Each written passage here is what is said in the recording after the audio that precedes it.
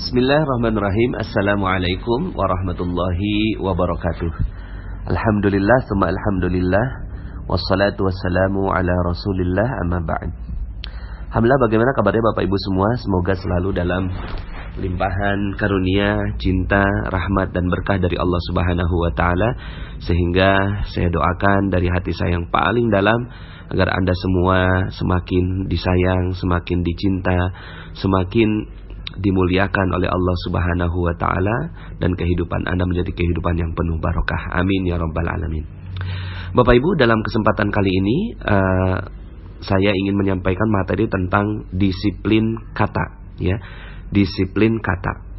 Sebenarnya sebelum menyampaikan materi ini saya sudah menyiapkan materi berjudul perusahaan Allah, ya, perusahaan Allah. Tapi kayaknya perlu, ya, ada selipan materi tentang disiplin kata untuk menjelaskan tentang satu hal, ya. Jadi di materi sebelumnya di garis kebenaran itu sempat saya sampaikan sebuah kalimat, ya, sebuah kalimat yang akhirnya ada yang menjapri saya, memberikan masukan, Pak Nas tolong itu yang di menit ke-21 di 29B, ya, garis kebenaran itu tolong direvisi gitu, ya. Kemudian akhirnya saya jawab bahwa ya saya mohon maaf kalau seandainya memang kurang berkenan, tapi ya memang materi nomor 29 ini tidak berdiri sendiri, ya, tidak berdiri sendiri. Dia adalah sebuah materi yang disampaikan dengan fondasi yang sangat-sangat dalam di sebelumnya, ya. Seperti misalnya materi law of projection, ya. Law of projection berbicara bahwa apa yang ada dalam pikiran kita, maka itu yang mewujud menjadi kenyataan. Jadi ada dua realita, yaitu realita primer dan realita sekunder. Jadi realita primer kita itu ada di pikiran kita, ya. Apapun yang ada dalam pikiran kita itulah realitas sebenarnya. Sementara yang ada dalam dunia nyata kita itu adalah realita sekunder yang dipengaruhi, ibarat matahari dengan bulan, ya. Matahari itu adalah pikiran kita yang memancarkan energinya, kemudian bulan itu hanya mendapatkan cahaya dari matahari. Nah, otomatis kalau seandainya mataharinya tidak ada, maka bulannya juga tidak ada, begitu, ya, atau gelap begitu, nggak kelihatan. Nah, sama realitas kita itu adalah pancaran dari apa yang ada dalam pikiran kita. Sehingga akhirnya di dalam materi law of projection, ya, saya sampaikan bahwa apa-apa yang ada dalam pikiran itu pasti, ya, mewujud menjadi sebuah kenyataan, ya. Sehingga akhirnya materi-materi yang berikutnya itu tentang lunas hutang seketika, kemudian menarik piutang, ya, kemudian materi-materi yang lain itu dibangun berdasarkan tesis atau hipotesa terhadap law of projection atau hukum dari proyeksi. Nah, contohnya misalnya ketika saya sampaikan bahwa jalanan macet, ya, ketika Anda berpikir bahwa kita punya pikiran seperti itu, bahwa jalanannya macet, aduh jalanan macet, maka di dalam pikiran kita mataharinya, energinya itu berbicara tentang macet. Maka, ya, seluruh pikiran adalah doa, ya. Seluruh pikiran adalah doa, dan doa langsung dikabulkan oleh Allah Subhanahu wa taala. Maka yang terjadi adalah kita sedang berdoa, ya Allah, macetkan hidupku, macetkan kebahagiaanku, macetkan rizkiku, ya, macetkan keharmonisanku, macetkan seluruhnya. Akhirnya jadi macet. Kenapa? Karena pikiran itu hanya terfokus pada sesuatu. Apa fokusnya? Fokusnya macet. Objeknya sudah tidak penting, ya. Objek sudah tidak penting lagi, subjek sudah tidak penting lagi. Yang paling penting adalah fokus. Apa fokusnya? Ketika fokusnya macet, maka yang tercipta adalah macet di dalam realita sekunder kita. Nah, di dalam materi yang ke-29, ya, yang akhirnya menjadi pertanyaan dan akhirnya alhamdulillahnya barokahnya menjadi materi gitu, ya, yang sebenarnya saya sudah siapkannya di seri keberapa, tapi bagus sekali kalau seandainya ini disampaikan langsung di setelah pertanyaan, ya. Walaupun ini sudah saya sampaikan di materi sebelumnya, tapi dengan judul sendiri namanya disiplin kata, membuat kita akhirnya bisa berhati-hati dengan kata-kata kita. Jangankan kata-kata, pikiran saja itu sudah menjadi doa, ya. Jangankan kata-kata. Jadi kalau kata-kata ini adalah sudah merupakan gabungan dari berbagai macam pikiran, sehingga akhirnya muncul dan terkristal menjadi sebuah kata. Maka orang magnet rezeki ini sensi sekali dengan kata, Bapak Ibu ya.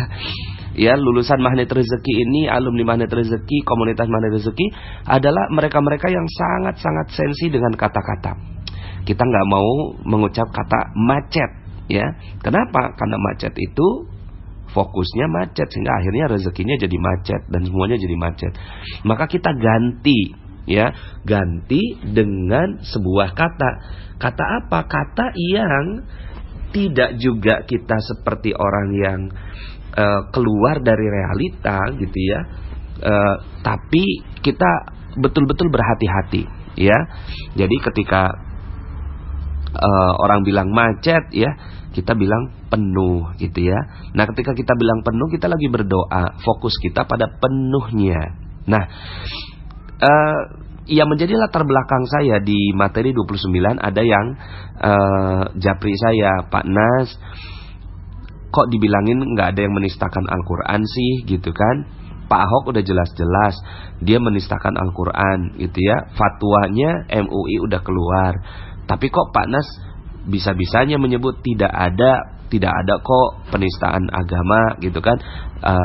Salah faham atau belum mengenal Al-Quran gitu. Jadi penistaan saya ganti dengan belum mengenal Al-Quran. Nah, sebenarnya kata penistaan itulah yang saya ganti dengan belum mengenal Al-Quran. Cuma memang akhirnya ya kita juga harus sadar, dan saya juga memahami bahwa mungkin kalau seandainya tidak mengikuti materinya dari awal, pastinya akan ada mispersepsi tentang hal ini.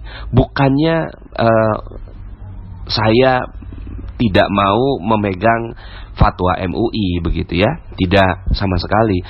Dan saya menghormati ya, bahkan dalam materi tentang leverage rezeki itu disampaikan bahwa para ulama adalah sumber dari percepatan rezeki kita gitu ya. Maka ya pastinya, nah cuma karena saya disiplin kata gitu ya, maka saya tidak memilih kata menistakan gitu ya, menistakan Al-Quran, tapi saya ubah katanya gitu ya. Saya ubah katanya dengan belum mengenal Al-Quran gitu ya. Jadi memang kata-kata menista akhirnya, kalau kita fokusnya pada penistaan, ini kan kalimat tidak positif Bapak Ibu ya. Akhirnya apa yang terjadi? Kita lagi berdoa, ya Allah jadikan hidupku nista. Ya Allah jadikan orang menistakan aku. Ya Allah jadikan gitu ya, kehidupan aku nih penuh dengan orang-orang yang menistakan apapun di dalam kehidupannya. Nah, ini yang akhirnya kita jadikan doa ya. Maka hati-hati terhadap satu kata ya, sehingga akhirnya kita ubah. Nah, di dalam disiplin kata memang tidak mudah. Lihat kata-kata saya tidak mengatakan susah, tapi saya mengatakan tidak mudah ya. Kenapa? Karena saya sudah tidak punya kosakata susah dalam pikiran saya. Saya udah nggak punya kosakata susah begitu ya. Yang saya punya tidak mudah. Bukan berarti juga saya bilang karena saya tidak punya kata susah maka semuanya jadi mudah. Tidak juga gitu ya. Saya tetap hidup dalam realita, tapi kata-kata saya adalah kata-kata yang positif begitu ya. Maka ketika orang lain menyebut susah, saya menyebutnya tidak mudah. Dan saya mendisiplinkan diri ya. Dan dalam training magnet rezeki juga salah satu yang menjadi kunci di dalam materi tersebut adalah pendisiplinan kata ini ya. Nah, yang paling sederhana memang ada kata-kata yang tidak positif. Lihat, saya tidak menyebut kata negatif. Ada kata yang negatif diganti kebalikannya dan berikan kata tidak atau jangan. Karena dalam alam bawah sadar kita itu dia tidak membedakan ini jangan atau tidak, itu dicoret di dalam pikiran kita. Dia hanya fokus saja, ya. Dalam materi sebelumnya juga nggak apa-apa saya ulang. Dia tidak melihat kata jangan atau tidak. Contohnya, jangan nengok ke belakang. Jangan nengok ke belakang. Coba Bapak Ibu ya, sekarang yang mendengarkan materi ini, jangan nengok ke belakang. Jangan nengok ke belakang ya. Bagaimana rasanya sekarang? Jadi pengen nengok ya. Jadi ingin menengok ke belakang ya. Coba sekarang jangan bayangkan ya, jangan bayangkan sebuah pernikahan. Jangan bayangkan ada pestanya, jangan dibayangkan ada mempelainya, jangan dibayangkan ada tamu-tamunya yang tidak berdatangan, jangan dibayangkan gitu ya bahwa di sana ada penerimaan tamu dan orang-orang saling bercengkrama satu sama lain. Jangan dibayangkan. Gimana sekarang? Jadi kebayang gitu ya. Nah, itu dia. Ya, kita pengennya sih ya nggak kebayang, tapi energi, setiap energi itu dia memantik di dalam pikiran kita, terpantik, tercipta, lalu kemudian akhirnya dia menjadi energi ya. Nah, maka ketika kita mengucapkan apa yang ada dalam pikiran kita ya, seperti tadi sulit, maka itu jadi energi sulit, maka dia naik ke atas langit. Nah, kalau diganti jadi tidak mudah, nah maka tidaknya dicoret ya. Maka akhirnya ya, orang yang ingin mendapatkan keberkahan rezeki ya, akhirnya mengetahui tentang ilmu ini ya. Salah satu bentuk perisai rezeki adalah kata-kata yang tidak positif. Ini adalah perisai rezeki ya. Aduh, saya mah cuma orang miskin. Nah, miskin di sini ya adalah sebuah kata yang tidak positif. Gimana caranya? Ya, saya belum kaya. Enggak apa-apa ya, karena fokusnya di kaya. Ketika saya jelaskan tentang materi hutang lunas seketika, ketika kita fokusnya, aduh saya utang, ganti apa ya utangnya, apa ya kata lain dari utang yang lebih positif ya, maka kita sebut sebagai amanah gitu ya. Ya, jadi utangnya tetap ada ya secara realitas sekunder, tapi di realita primernya, di pikiran kita itu sudah hilang. Hutang di dalam realitanya masih ada, tapi di dalam realita primer itu sudah nggak ada, karena dia sudah berubah menjadi amanah. Nah, amanah ini jauh lebih positif, jauh lebih produktif, jauh lebih berenergi, dan jauh lebih memberikan dampak yang lebih baik dalam kehidupan kita ya. Sehingga akhirnya mulai dari sekarang kita betul-betul harus mengubah. Jangan sampai ada sebuah kata yang tidak positif keluar dari pikiran kita ya. Jangan sampai ada ya yang tidak positif. Lihat kata-kata saya, jangan sampai ada yang tidak positif. Bukan saya bilang jangan sampai ada yang negatif. Tetap saja kalau kita bilang negatif, akhirnya ya terpantik juga itu negatif ya. Nah, ini kan latihan ya Bapak Ibu ya. Jadi berat banget sih ya kerjaan ini, ganti jadi tidak ringan gitu ya. Wah, saya mah benci banget sama orang itu, ganti saya tidak suka gitu ya. Kemudian negatif diganti jadi tidak positif. Sakit diganti kurang sehat ya. Kemudian bete, aduh saya mah bete banget gitu ya, ganti dengan kurang nyaman ya. Kemudian sial gitu ya, ganti dengan tidak beruntung atau kurang beruntung atau belum beruntung gitu ya. Nah, sehingga akhirnya kita betul-betul harus mendisiplinkan kata. Mulai dari sekarang kita betul-betul harus sensi sekali dengan kata ya. Karena satu kata itu adalah sekali lagi dia adalah kristalisasi dari pikiran. Jadi ada pikiran-pikiran yang ada dalam pikiran kita gitu ya, terus kemudian mengkristal menjadi sebuah kata. Ketika saya sebutkan pernikahan, maka langsung semua ya, apa yang saya sebutkan pernikahan ya, apa yang ada dalam pikiran Anda sekarang ketika saya sebutkan pernikahan, maka semuanya terbayang gitu ya. Karena dia merupakan sebuah kristalisasi dari pikiran ya. Kristalisasi dari sebuah pikiran. Nah, ketika dikatakan korupsi ya, korupsi. Apa yang terjadi Bapak Ibu? Satu kata korupsi itu Anda di belakangnya ada banyak sekali yang muncul dalam pikiran Anda. Ya mungkin Anda kurang suka dengan seseorang, mungkin ada tayangan televisi yang tiba-tiba muncul dalam pikiran Anda sekarang. Kemudian mungkin ada pembicaraan khusus antara Anda dengan orang lain tentang topik korupsi dan seterusnya. Jadi satu kata itu mengandung energi yang luar biasa di belakangnya, gitu ya. Di belakangnya itu ada banyak sekali energi. Maka dia merupakan kristalisasi. Nah, nista, gitu kan, penistaan Al-Quran, penistaan Al-Quran. Ini merupakan nista ini. Saya punya gambaran tentang kristalisasi pikiran saya tentang nista.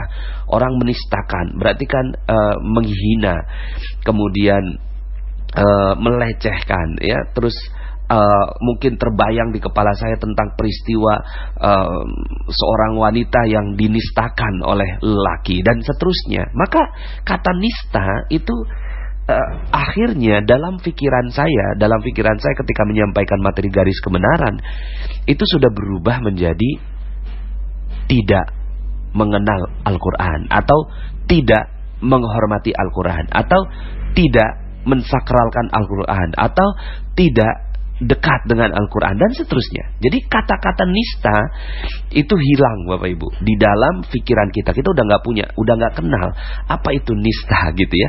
Yang kita kenal cuma oh ya dia belum kenal. Nah, hal seperti ini ya tentunya ini adalah, makanya saya letakkan disiplin kata ini di materi yang sudah nomor 30 Bapak Ibu ya. Kalau di training kalau training kan saya bisa berhadapan langsung dengan Bapak Ibu, sehingga jauh lebih mudah saya menyampaikan materi ini. Tapi tidak sederhana kalau saya menyampaikannya dalam bentuk lisan seperti ini, ya. Apalagi sudah ada, ini kalau didengarkan semuanya kurang lebih sudah 17 jam gitu ya Bapak Ibu ya. Kalau didengarkan dari awal orang yang baru bergabung di Materi Magnet Rezeki, baru kemudian akhirnya kalau dia langsung setel di nomor 29, itu pastinya dia tidak memahami rangkaian ceritanya, ya. Nah, jadi salah satu perisai rezeki adalah kata. Perisai rezeki, ya, masih ingat materi perisai rezeki bahwa rezeki kita ini berlimpah ruah, dia seperti air bah, tapi terhalang dengan lapisan tipis. Apa lapisan tipisnya? Sesuatu yang kita nggak pahami tentang kehidupan. Salah satu yang kita nggak pahami adalah, gitu ya, itu kata Bapak Ibu ya. Nah, mulai dari sekarang kita harus mendisiplinkan kata, ya. Bekerja keraslah Bapak Ibu ya, bekerja keraslah. Kita nggak usah perlu memahami lebih dalam gitu ya tentang apa sih alam bawah sadar, apa sih gitu kan, alam goib apa sih gitu ya, alam yang kuantum dan seterusnya gitu ya, lebih dalam gitu ya. Mungkin kulit-kulitnya saya bahas di training gitu ya. Tapi sederhana aja, aplikasi saja, langsung aplikasikan bahwa kita sudah tidak punya, dan kita sudah tidak punya kata yang tidak positif di dalam pikiran kita. Kita udah nggak kenal kata gagal. Apa itu gagal? Kita udah nggak kenal Bapak Ibu ya. Kita cuma kenalnya oh belum berhasil, begitu ya. Kemudian masalah. Apa itu masalah? Kita nggak kenal masalah, gitu ya. Masalah itu apa ya? Tidak nyaman, ya. Tidak tidak baik, ya, masalah kan gitu ya, tidak baik gitu ya. Kalau saya memang mengganti masalah itu dengan bungkus permen Bapak Ibu ya. Mungkin masih ingat di Paradox of Candy. Kita udah nggak punya masalah lagi. Kenapa? Karena dalam pikiran kita udah nggak punya masalah gitu ya. Kita tahu cuma oh ini bungkus permen, ya Allah ini bungkusnya, bentar lagi dapat isinya, gitu ya.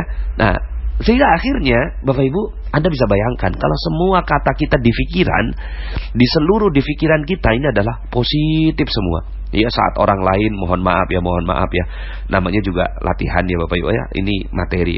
Saat orang lain mudah sekali ngomong goblok gitu ya. Kita tuh udah nggak punya kata-kata itu gitu ya. Oh dia kurang cerdas, begitu aja gitu ya. Ya. Akhirnya saya udah nggak sanggup Bapak Ibu mengeluarkan kata-kata contoh saja. Itu makian saya udah nggak sanggup Bapak Ibu ya. Dan saya yakin Anda semua insya Allah juga mampu melakukan itu ya. ini cuma latihan aja Bapak Ibu. Setelah itu Anda akan melihat bahwa luar biasa, hidup berubah Bapak Ibu. Kenapa? Karena kata-kata kita sudah berubah, kata-kata kita sudah berubah, sudah tidak ada kata yang tidak positif, ya. Nah, jadi kalau hal-hal yang tidak positif itu muncul gitu ya, itu kita tinggal latihannya tuh tidak apa gitu ya. Aduh gitu ya, saya marah nih gitu sama kamu. Aduh, saya nih kok tidak, nah kayak gitu ya. Jadi kok saya nih lagi tidak suka sama kamu gitu ya. Saya kok lagi tidak adem sama kamu gitu ya. Maka yang terjadi apa? Kita lagi berdoa, ya Allah ademkan diriku, berikan kesukaan dalam hidupku dan seterusnya. Ya, karena pikiran adalah doa, maka apa-apa yang ada dalam pikiran seluruhnya jadi positif, akan jadi positif seluruhnya. Ya, jadi bismillah. Ketika kita mampu disiplin kata, maka yang terjadi hidup kita berubah. Ya, sekali lagi saya terima kasih kepada yang telah menjapri saya, mengingatkan untuk hati-hati gitu ya, karena nanti orang lain akan mempersepsikannya seperti apa. Ya, kalau saya dalam hal ini saya nggak mau masuk dalam politik Bapak Ibu ya, itu bukan kapasitas saya. Saya hanya berada di ilmu magnet rezeki ya. Saya hanya peduli dengan rezeki Anda gitu. Saya udah nggak peduli dengan